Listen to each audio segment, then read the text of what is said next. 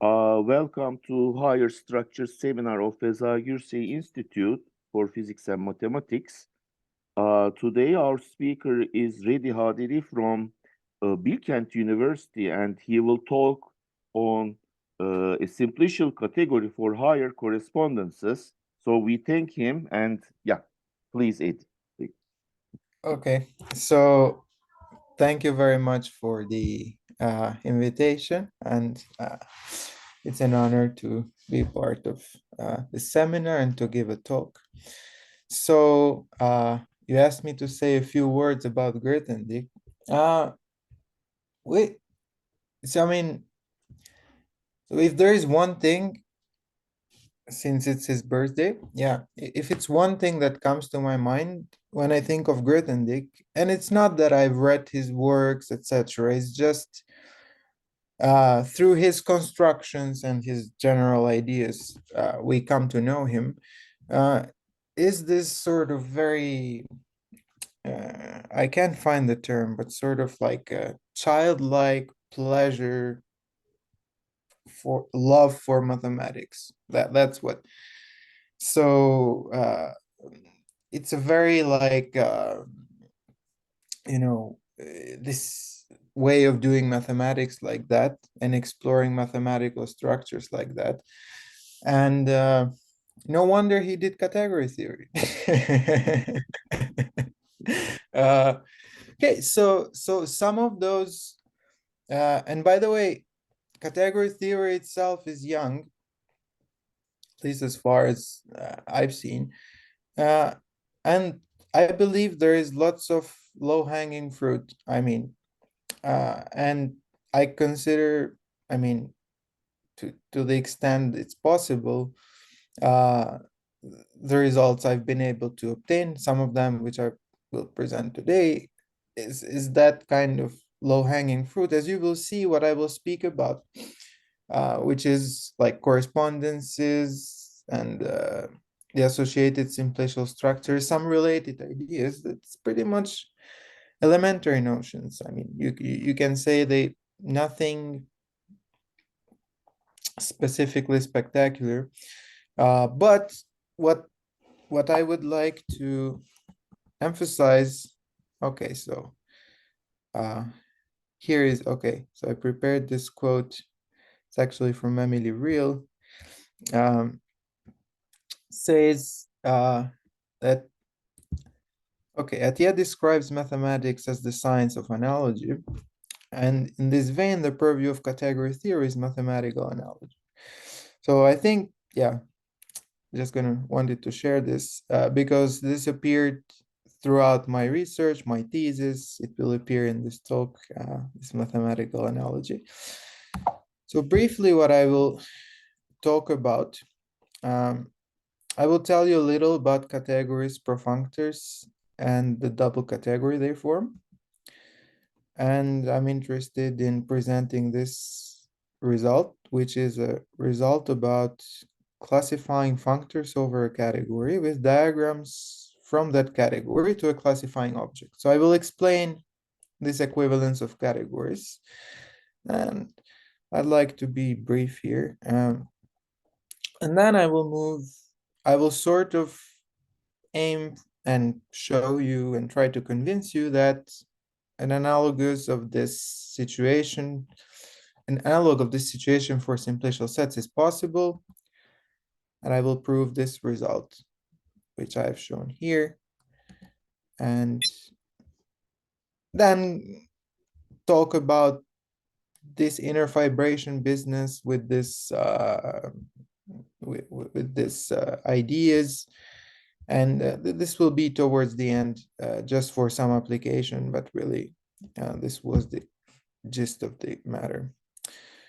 Okay, so Ilhan, I have to move the slide like this for you to be able to see, right? Yeah. Okay.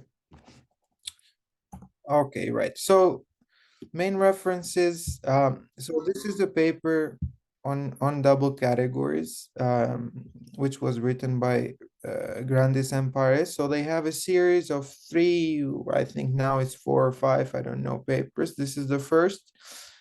And there are some observations here which I found really interesting, and I've been using these. So of course, there is Lure's book, and then it's my own work. So this is a paper which needs some major revision. I don't know. It's no. I need to revamp this whole idea, but still, I'm using it. And this is something I've been able to publish. And I will, mostly the talk will be from the published version. Okay, so here we go. Definition. So a profunctor, if C and D are categories, is just a functor C up cross D to the category of sets. So that's it. That's a profunctor. Okay, so if you find weird to study such an object, let me just say that if C and D are groups or monoids, profunctor is just a biset. So this term biset is used in representation theory. Outside of that, people generally use the term bimodule. Okay, so profunctors are the notion of bimodule between categories. Okay, and if we enrich in abelian groups, etc., we recover exactly the notion of bimodule. So the other place where such an expression C up cross D to sets appears naturally is that take any category, you have the hom. Okay, so if you look at the hom, it's contravariant in the first variable, covariant in the second. So it naturally forms such a functor. So it's another example. And the way I want to look at these is really as they fit. So the notion of profunctor fits within the broader idea of pro-arrow, okay, and generalized morphism. So there is no definition of generalized morphism, but you see, so I will denote these profunctors by a slashed arrow. This hasn't been typed well, but I couldn't fix it in time. Sorry. So the slash should be in the middle to indicate that it's a profunctor. So anyway, I mean, one of the main examples is this. So let F be a functor. We have the induced profunctor, usually denoted F star, just by this sort of expression. So take C and D and let maps from FC to D. So this is sort of reminiscent of the kind of sets we see in the Grothendieck deconstruction, etc.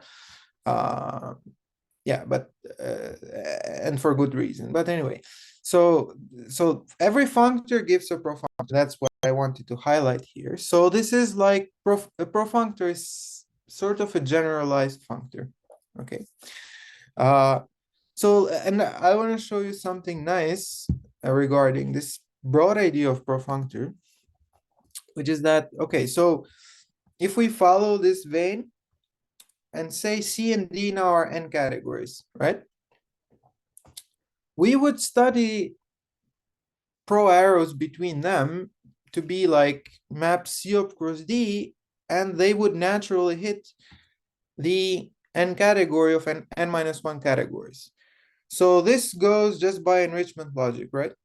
And for example, the hom would hit n minus 1 categories. So yeah.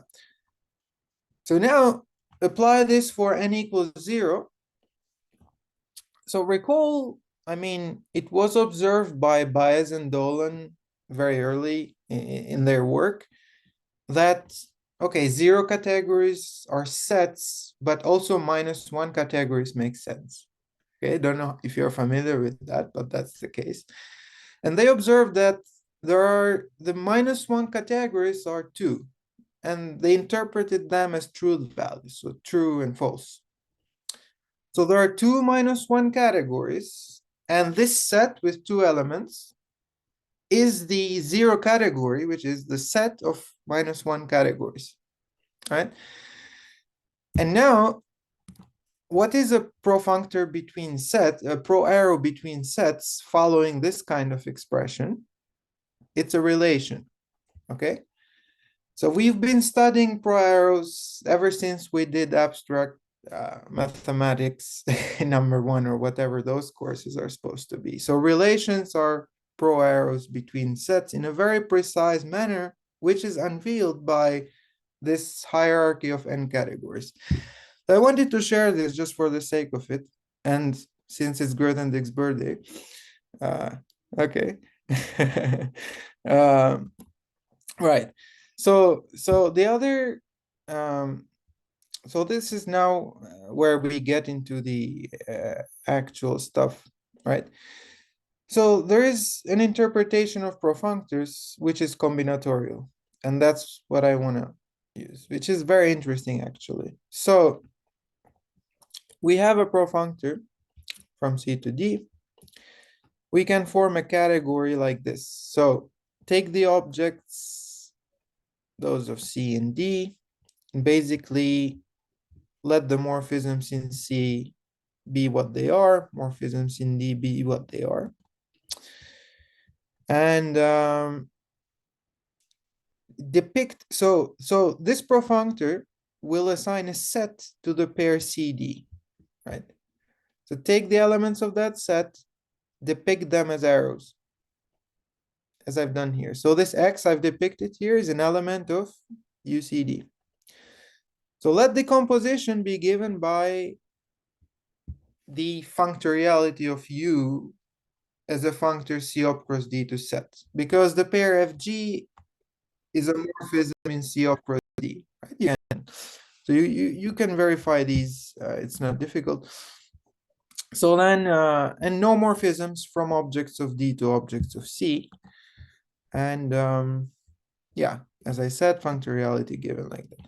So yeah, this category looks like this. So basically, okay, so I will say, so I wish we had a board and I could do these like in a more explanatory manner, but basically building a profunctor from C to D, same thing as drawing arrows from objects of C to objects of D in such a way that you form a new category, okay? So this is the important thing to understand in this part.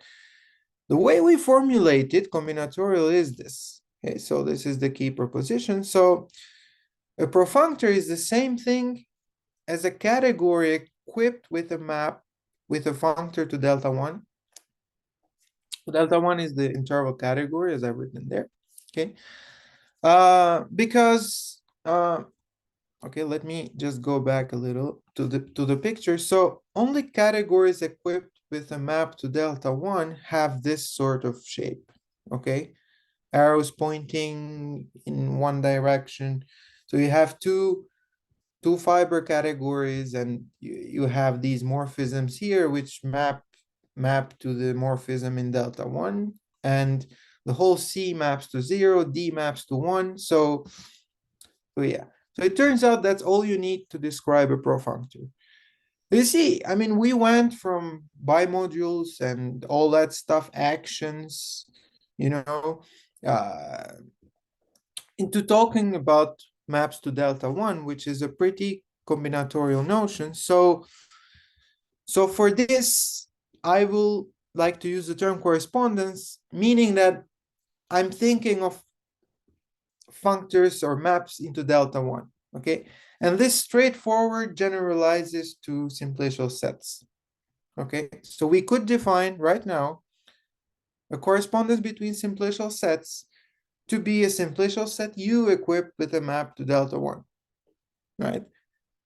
And that would be the analog of bimodule between simplicial sets. So if someone asks you what's a bimodule between simplicial sets, you know what that is. So this is what category theory does. So we transferred this notion of bimodule, which is pretty algebraic, into the world of simplicial sets somehow by sneaking it in like that, okay? Of course, I will not use the algebra language of algebra. I will just say correspondences, right? Okay, so very briefly, let me say how to compose profunctors. So Usually there is this Cohen formula, which I don't like.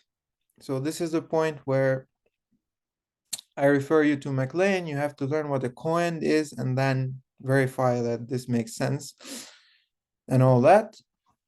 Okay, so not very illuminating. So the way you tensor or the way you compose profunctors is that, well, you get the profunctor C to D, D to E. So take the two collages of them, okay, and sort of juxtapose them along D, and then create a free category out of that, which means what exactly? You get some X here, some Y here, and you don't know how to compose them because it's not given. Do the Y tensor X, formally add the composite. Okay.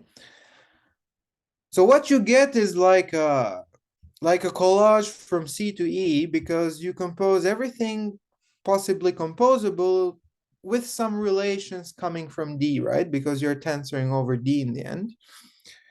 And so you get this collage from C to E, then you remove D, you get this, you get this done. So this is briefly, right? And what you get, okay, so you can interpret this either as tensor product or composition. You get like a two category. So usually this is not strictly, like all tensor products is not strictly unital, it's not strictly associative, you get a two category. Okay, okay, so this is the end of idea one. We have three ideas which will come together in our result. Okay, so idea two is the idea of double categories. Okay, so before I say what this is, we saw with this generalized morphism idea that we have two notions of morphism, for example, functors and profunctors, or sets and relations. One could go on like, if you have manifolds, you have Bordisms and diffeomorphisms, for example. Like it happens a lot to have two types of morphisms, what I'm trying to say. And the mathematical structure, the categorical structure, which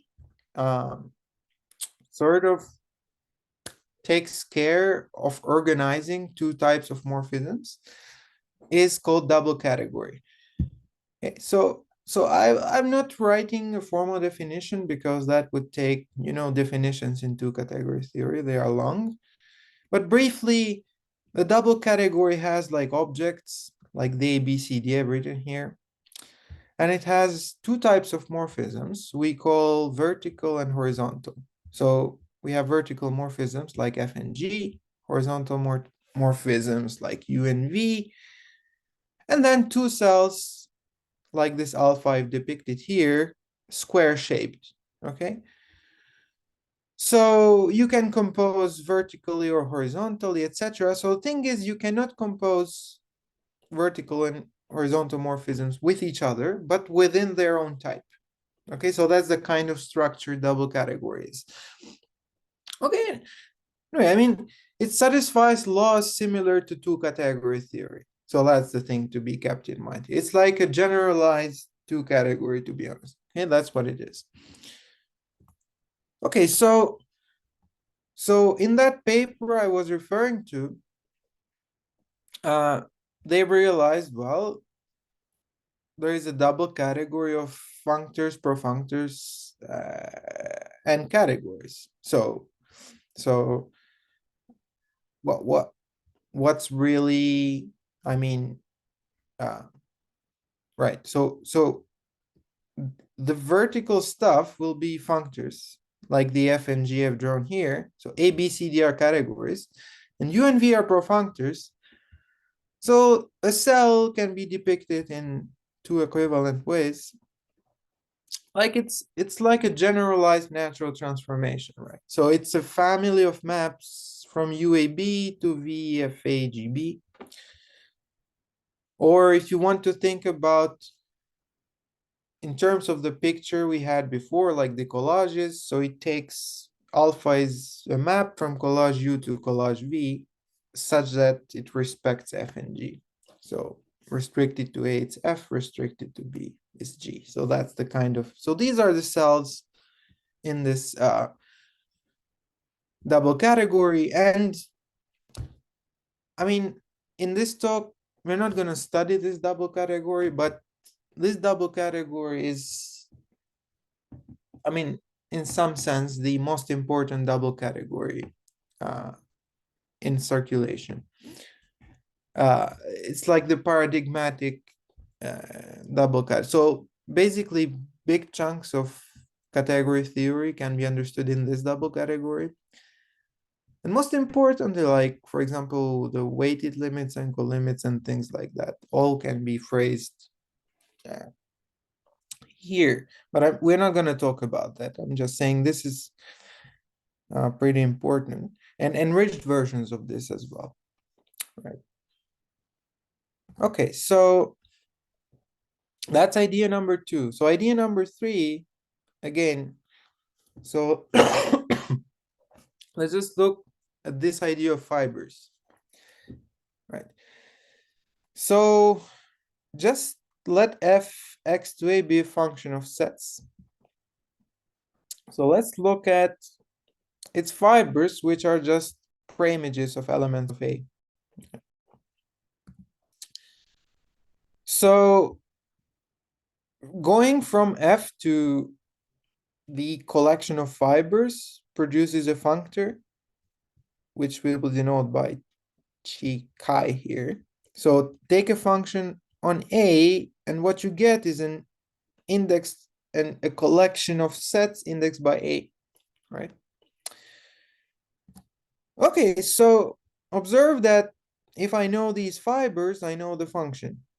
So up to isomorphism, you take just direct sum of all the fibers, you get the function back. So, and we can phrase this as follows. So there is an equivalence of categories which looks like this. Okay, so you go with the classifying map here, you do all the preimages, then when you do their direct sum, you get what you started back, etc. Okay, up to isomorphism. So this is how in the waters we are swimming today, a classification result looks like. Okay, so we have something we want to classify, let's say. Then we have a classifying map, classifying object, and we have a collimating process, which sort of puts things back together. In the case of sets, it's just direct sum. Okay, you take direct sum of the fibers, and you get back your function, right? So now let's, sorry. So let's move on to talk about functors. So from functions, okay, let's talk about functors. Right, so let's take a functor. Now, when you look at the fibers of a functor, there are categories, of course, but we also consider fibers of morphisms. So thing is, when you look at the fiber of a morphism, you get a profunctor between the fibers on the endpoints. So this is the main observation. Actually, it's a source of profunctors. Right. Okay, so you see the situation gets more complex compared to sets, right? So the classifying map goes from A into profunctors, and it's a lax mapping. Yeah, I mean, okay, so this so far this is well known. I mean that this is the case, and it's known that this should be a classifying map somehow. Okay, so we ought to have like a classifying equivalence, and what I found, so there is a thing here. When you consider the collection of these lax functors from A to profunctors, the notion of morphism which appears from two-category theory is not adapted to state this result properly. Okay, so there is this, like, if we consider the two category of profunctors, you don't have these question marks I've put here are not sort of answerable. So what are the question marks? So, okay, what is the notion of morphism for this category on the right here? Okay.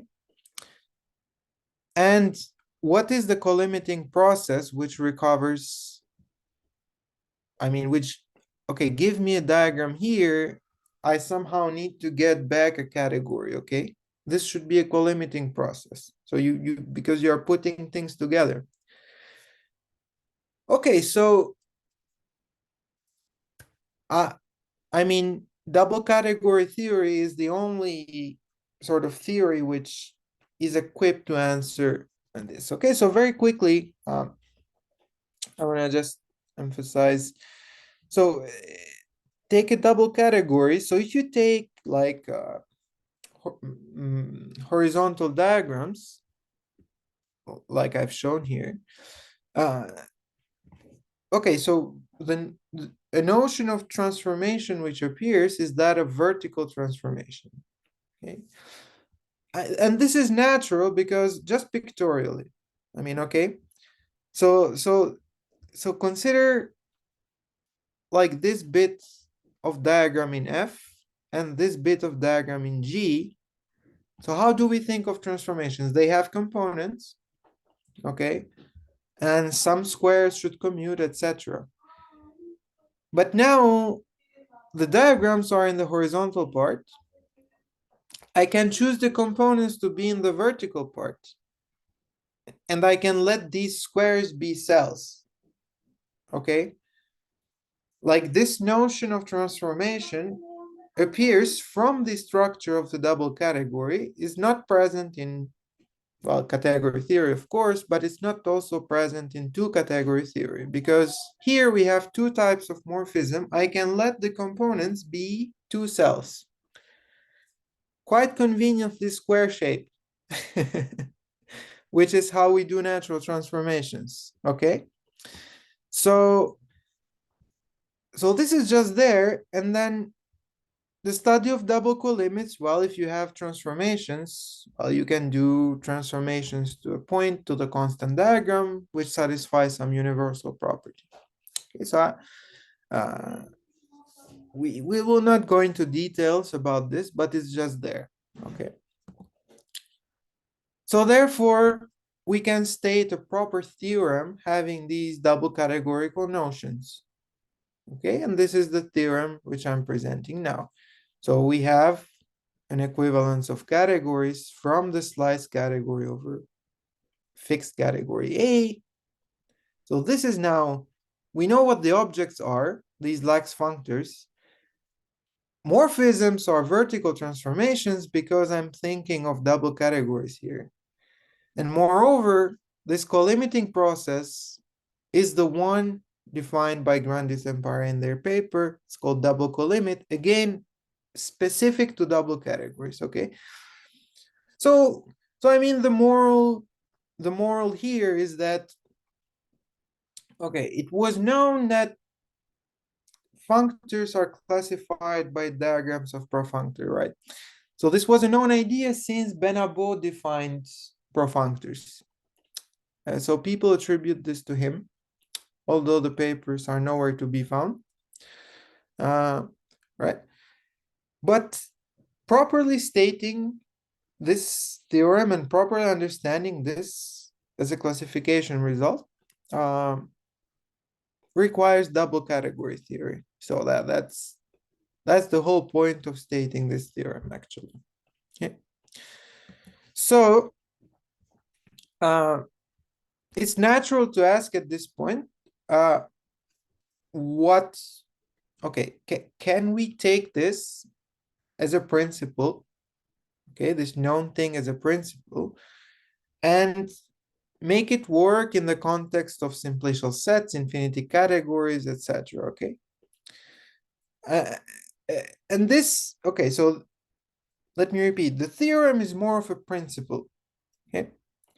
It's not, okay. For example, Lure is mentioning this result sort of vaguely, just sort of pointing out that he has it in mind before he moves on and talks about Cartesian fibrations. Okay, so he's starting from this general, you know, straightening unstraightening principle, which is what this is really. Okay, so these kind of principles are important, you know. So what I naturally asked myself at this point, after also reading about the interest in infinity category theory, which we'll talk about some more. So just plainly simply, okay, take a simplicial set A. Can I classify maps over it somehow? Like, what's the classifying object? How should I define things here? The collimating process, we don't even have a language right now to talk about it, okay? So I found that these question marks can be satisfactorily um, answered. I mean, they can be filled. Okay, so I will describe right now briefly, I guess. So now again, let's factor in some of the ideas that we had in the first place. So let's look at the fibers of simplicial maps to get an idea of what to do. So recall that a simplicial set, it's a colimit of its simplices. Right, so I'm abusing a little notation here, but I guess if you are a little familiar with simplicial set, what I'm just saying is that what it is like. Simplicial set is a colimit of its simplices. Okay, so if I have a simplicial map,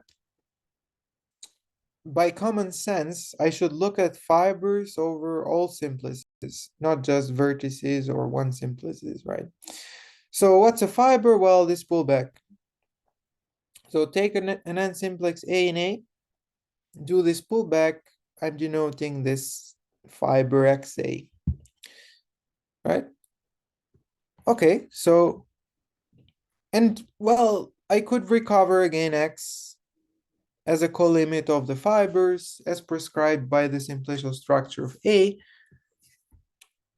And so, I mean, what I'm saying is recovering a simplicial map from its fibers, it's not like a mysterious thing, okay? Just do this colimit as it's prescribed here. The point is having a result which is not ad hoc and that can serve something. Okay, this is what is this colimit? I mean, we don't even know what it means. Okay, it's just some random colimit in simplicial sets. Okay, so that's something to keep in mind. The other thing is this proposition, which is a characterization of inner fibrations. Okay, so a simplicial map is an inner fibration if and only if each fiber is an infinity category, overall simplices. This is easy to prove.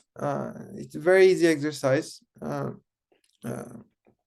It's not a deep fact or anything like that. It follows from the fact that delta n is a category, not just a simplicial set. Right, but it shows you that, well, I mean, these inner fibrations can be characterized just by looking at these fibers. Okay, and this is where uh, you get this idea from that these inner fibrations should really correspond to maps somehow to this higher category of correspondences and things like that. Okay, so this is the proposition that, okay, so here I like to quote, so Barwick and Shaw have a nice paper called, I think, Fibrations in Infinity Category Theory or something like that. So they talk about this phenomenon, and they mention this, and they say, we'll understand the meaning of inner fibrations once we understand the meaning of functors from infinity categories to delta n. So that's the way they put it, which I like. Okay. Okay. So right. I'll come back to this point towards the end. Okay, but there is interest, you see, to look at fibers of simplicial maps from this. This is what I wanted to say. Okay, so what leads to these higher correspondences is, well, we would like some sort of double category theory now for simplicial sets, because that was the tool to understand classification of functors. Okay, that is the tool. And the thing is, we cannot form a double category for simplicial sets because we don't have algebraic structure. There is nothing to tensor, right? Still, double category theory is possible. So this is my contention. Okay, I will try to sort of indicate, convince you that this is the case. So the key is, as indicated by our study or our observations on fibers, we should study the n correspondences, higher correspondences. So it's a simplicial set equipped with a map to delta n. Remember, profunctors were maps to delta 1, okay? So between one categories, we had these profunctors. But now for simplicial set, we look at all sort of higher correspondences. Uh, well, why? Because they appear, okay?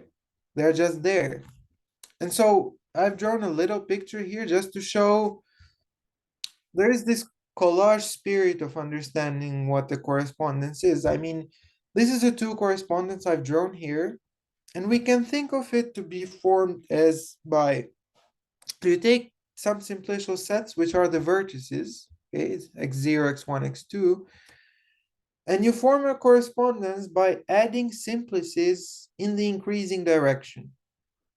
Okay, so for example, you can add one simplices from x0 to x1 and in all directions. And you can add higher simplices which go this way, like two simplices in the middle, and things like that. Okay, so there is this combinatorial spirit to higher correspondences, which is really nice. And right, so let's give some examples. So every profunctor is a one correspondence between the nerves. I mean, it's pretty obvious, both pictorially and formally. So if I fix two simplicial sets x and y, there are one correspondences. Well, you take the disjoint union is the empty correspondence, okay, nothing in the middle. Or you take the join, everything in the middle. So these are the initial and terminal xy correspondences if we want to use this language, okay? So nice example. So you see the join here being a correspondence. Take any simplicial set. So this x cross delta n is equipped with the projection map, by definition a correspondence. And this is a trivial example because it's constructed trivially, right? So if n is 1, you get the cylinder, for example. Right. So all cylinders of simplicial sets are examples of correspondences. And yeah, I'll come back to that. So this example here is what motivated me to go into this before I even knew that Lurie had even mentioned them in this book or anything. So take an n simplex in the category of spaces or simplicial sets or whatever. Okay. When you do the homotopical limit, this is an n correspondence. So I wanted to, so initially my aim was to understand this example, and I still haven't managed. It's one of my regrets from the thesis, not being able to properly understand this example. But what can I do? I mean, I moved on to other things. This is still sort of, but it's a naturally appearing example. Because, for example, if you think of mapping cylinders, okay, the way they are constructed, they are one correspondences just by, yeah. Okay, so last example is what we will see. Okay, so you have a map of simplicial sets. You look at the fibers. Okay, so the fibers by definition are correspondences because they come equipped with maps to delta n because they are taken by pullback. And so we come to this point now, right? So we are assigning to each simplex of A a simplicial set. So each n simplex of A gives an n correspondence, right? So this, we want to make it into a mapping, okay? We want to make this into a mapping. So what do we need? A simplicial structure and correspondences. Okay, so and this is where the idea comes from. So a simplicial structure is needed. And if we go back a little, okay, so let's go back to the, yeah, to this picture. It's not hard to see that there is a simplicial structure and correspondences because correspondences being equipped with this map to delta n look and feel like simplices, right? So it's just a matter of formalizing the idea more than anything. So this is how we do it. So you form a simplicial object in categories, okay? And you take n correspondences to be the category of n simplices. Okay? That's what you do. And you define the action of delta by pullback. So you take, if you have a theta, a map theta in delta, and you have an n correspondence, by pulling back, you get an m correspondence. So this is how you define the action of the induced functor. Okay. Okay, so let's, in particular, okay, before I go into this, this is weak, meaning it's pseudo-functorial because the action of delta is defined by pullbacks, which have a universal property, okay? And so this is one interesting thing just to stop and contemplate because it naturally appears here like weak simplicial objects in categories. Okay, so if we agree that simplicial sets are good, sort of in the hierarchy of structure, the two category of categories is next in line after sets, right? So somehow simplicial objects there, if I tell you they are good, you wouldn't be surprised. But then you wouldn't be surprised if I told you they should be weak because that's a two category. Okay, so conceptually speaking, everything is sort of in place, okay? And for example, we see, so in the literature, I haven't seen this kind of functor, but for example, Lure is using simplicial functors into the infinity category of infinity categories. So that's a whole homotopy coherent simplicial object. Okay, so they appear. That's what I'm saying. Okay, so what is this simplicial structure is not very difficult to visualize. So the one interesting feature is that if you take a simplicial set and treat it as a zero correspondence, the degeneracy of it is the cylinder. So I think this is really interesting in terms of making these analogies. Cylinders are degenerate. Okay, cylinders are degenerate, which is a really interesting thing. Especially if you try to connect this with the usual infinity category homotopy theory, etc.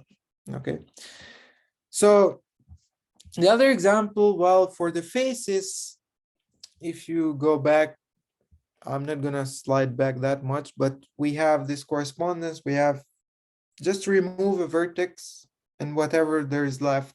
That's how you do the faces in this simplicial structure. Okay, so the source of weakness, we see it also from here. Like, for example, when you do a degeneracy, which is a cylinder in this case, the top and bottom of the cylinder have to be the faces, right? But faces of degeneracies are supposed to, by simplicial identities, okay, are supposed to be, so if you take the faces of a degeneracy, you get back the object you started with, okay? So here we start with X. You do this cylinder. When you do top and bottom, you don't get X back. You get an isomorphic copy back, okay? So we see simplicial identities holding up to coherent isomorphism, okay? And why are we coherent? I mean, you can see this with a Grothendieck fibration if you want to be precise, or just you can say pasting properties of pullbacks. Everything is defined by universal property, things hold, right? And you can verify that you get this mapping now, okay? So each simplicial map gives you this mapping, and this is simplicial. Okay, so very quickly, I mean, you sort of, so why these simplicial categories are good? Because we can see them as twofold structures. So they are analogous to double categories. Okay, so how do we, in general, think of a simplicial category? We have some objects. So we take E0 and think of it as in the vertical direction somehow. And okay, so let's just look at these pictures. So these objects, x0, x1, everything here, they are in E0. And in E0, we have morphisms, which are these vertical maps here. Now, objects in ENs, they are simplices because we have the simplicial structure. Okay, so we could depict them like, well, simplices. Okay, but then morphisms become these higher cells. Okay, so if you're familiar with bisimplicial sets, pretty much that's what I'm saying. Okay, you get sort of a bisimplicial structure. In particular, we have a horizontal and vertical direction. And on the vertical direction, we have a category structure. On the horizontal direction, we have a simplicial structure. We can do some double category theory. So very quickly, so here, okay, this should be not, yeah, okay. So we can study diagrams.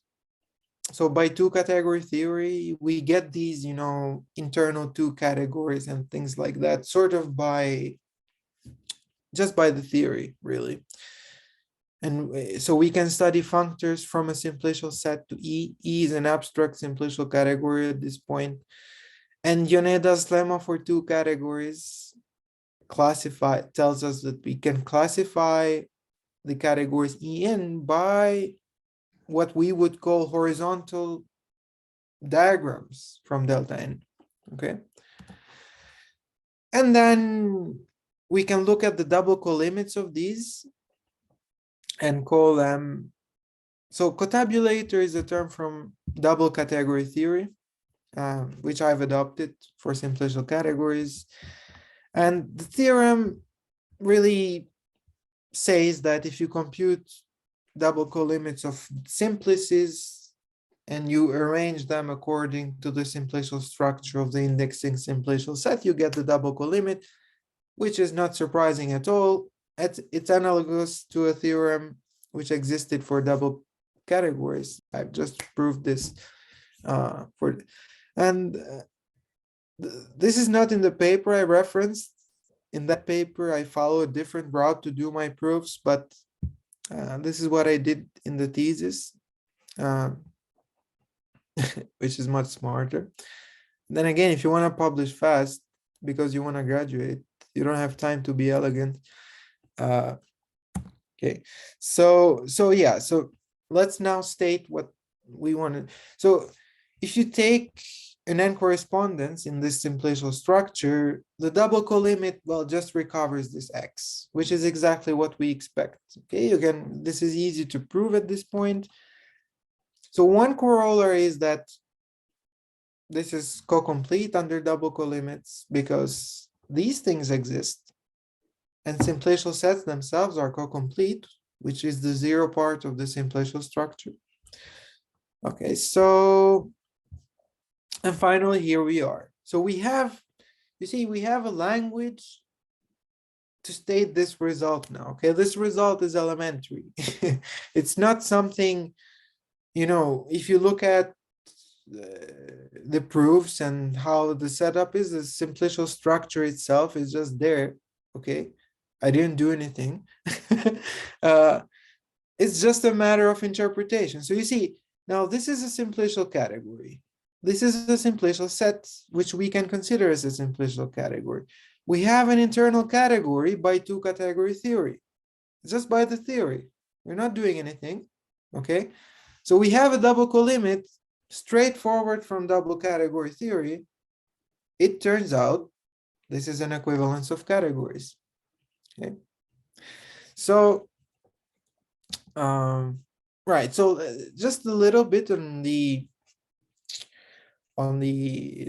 inner fibrations thing. So we talked about this fact, and now you just take quasi-categories as you form the sub-object of this simplicial category, and there you go. You have, it's just a matter of setting up language. This follows pretty quickly, right? And this follows as a general thing. So this is the conclusion, like up to equivalence, every morphism of infinity categories is classified by a map into the simplicial category of quasi-categories, basically. Okay, so we know this because, well, every morphism factors in the Joyal model structure. So inner fibration and categorical equivalence followed by fibration anyway. So up to this categorical equivalence, we have this classification result. So in some sense, I mean, I would like, so thing to do, for example, here is to develop these results internal to infinity category theory, which would mean having homotopy coherent double colimits and get equivalences of infinity categories. So that would be excellent. And it's, in some sense, it's ongoing work, but I will see about that. Okay, so this is where my presentation ends, and thank you again for inviting me. And yeah. We thank you, Redi, for your wonderful talk. So let's thank you. So any questions or comments?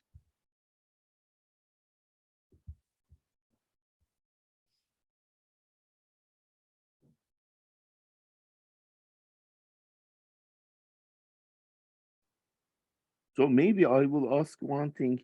The reason why you are considering double categories instead of two categories is that double categories has a better structure than two categories. It's because, I mean, if you state, okay, so if you, okay, let's go. Do I want to go back this far? Okay, so let's go back to,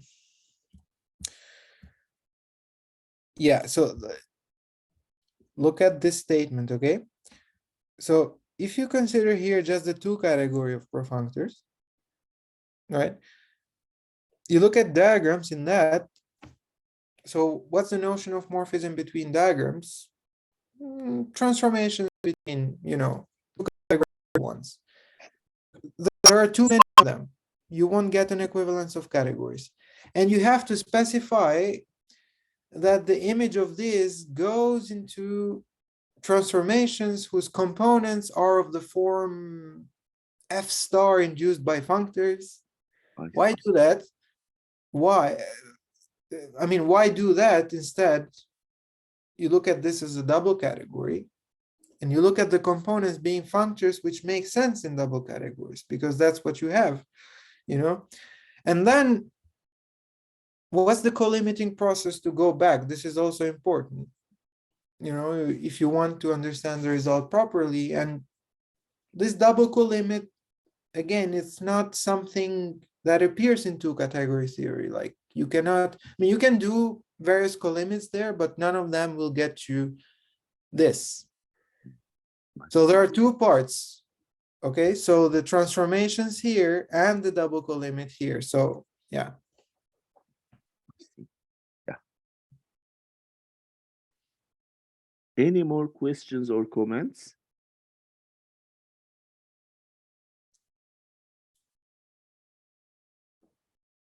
So what is your plan for in this research you will continue? What's your next project regarding Oh, this? so okay, so this was my, to be honest, this was the first part of my PhD, proving this stuff.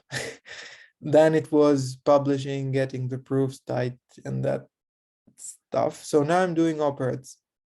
Oh, you are working on operas. I see. So they are related, or it's a totally unrelated new project? They are slimly related because we are considering some combinatorial models, and really based on this generalized morphism idea, which sort of made that possible, but not necessarily related, but still, I think, for example, I'm using the notion of vertical transformation. It also appeared in that work. You see, like the general double categorical frame has been helpful. That's what I'm, but we are getting a model for infinity operas, so which is really good. Um, and soon we should have the first preprint. So this is the work I'm doing with my advisor. But this was the PhD stuff because, I mean, you need to publish something, you know, Oh, yeah. otherwise, otherwise you don't graduate. Yeah, Yeah. that's true. And your work on operas, you will apply in some representation theoretic problem, or I don't know, on I mean, for example, no, it's a matter of language. Getting, for example, how do you talk about infinity spaces, right? I see. So it's like more on mirror symmetry kind of thing. Yeah, it's like, I mean, it's basically developing. So why do you develop these combinatorial models, you know, like simplicial sets and these things? Because then if you want to do homotopic coherent versions, it makes things easy. So what we are working on makes possible the study of a variety of homotopic coherent algebras, right? And for the applications, we have applications which are theoretic at this point, but it's very promising um, to look at. I mean, so the applications will be in homotopic coherent algebra. So that's higher algebra. That's the sort of stuff, right? Yeah. Yeah. Okay. So if there is no more questions or comments, let's thank our speaker really once more. Okay. So 2 weeks later, we will meet again, and our speaker will be, um, well, I mean, I guess there is a change in the schedule, but I will announce it. I will announce it, okay? Yeah. So I stop recording.